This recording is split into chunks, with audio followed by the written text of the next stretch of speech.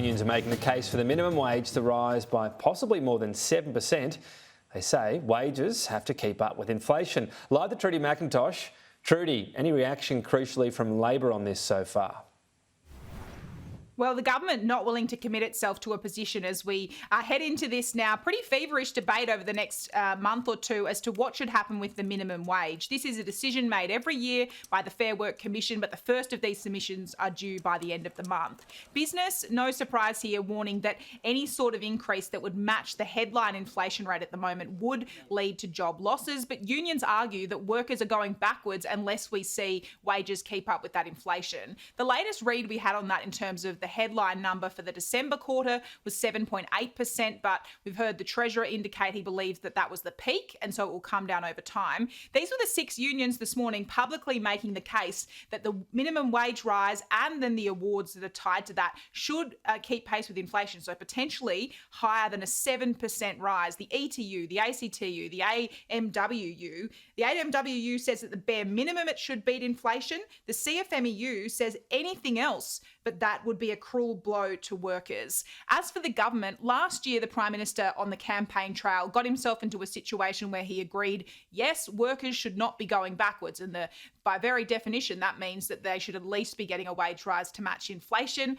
Will that be the same wording in the government submission this time around? Katy Gallagher, the Finance Minister, not willing to commit to that. I think particularly for low-income workers, we want to make sure that, they are getting sustainable and affordable pay rises. We didn't put a figure on it last year. I don't expect we will put a figure on it this year. No, but you did talk about not going backwards. Do you think it should keep up with inflation for these lowest paid workers? We don't. We want to see low-income workers get a good pay rise. You'll see our submission.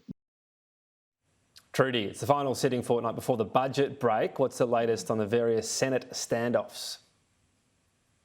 Well, Tom, there's just 9 sitting days left of the Senate until we go on that long break before the budget. A lot of things centre on what the Greens plan to do in the Senate. We'll show you the bills that the government needs to get through before this break. The first cab off the rank is the referendum machinery bill for the Voice to Parliament referendum that's currently being debated. The government hopes it's going to be able to do that in the next day or so. The $15 billion National Reconstruction Fund. Remember, the government actually struck a deal with the Greens in the last sitting week, so that is likely to pass later this week. Then we have the $10 billion Housing Future Fund. There is no deal on that yet, so we still wait and see where that's going to go. And finally, the Safeguard Mechanism, Labor's key climate emissions policy, a standoff with the Greens again on that front. Even if the government get the Greens, though, remember, they still need at least 2 other crossbenchers in the Senate. That brings into play Jackie Lambie, her and Tammy Tyrrell from the same party. An indication from Jackie Lambie this morning that on all 4 pieces of those legislation, they are open to backing them with just minor changes. Well, we're still in discussions with the Labor government, but we're pretty good with most of it. So, we're just waiting on the Greens. So when they want to stop holding the country to ransom and actually want to get on to voting for things that are going to matter for the future and help the economy, the better off we're all going to be. Tom, currently in the Senate, they're debating the Voice referendum bill. A lot of people want to speak on that, so not likely to see this finally come to a vote today, more likely tomorrow.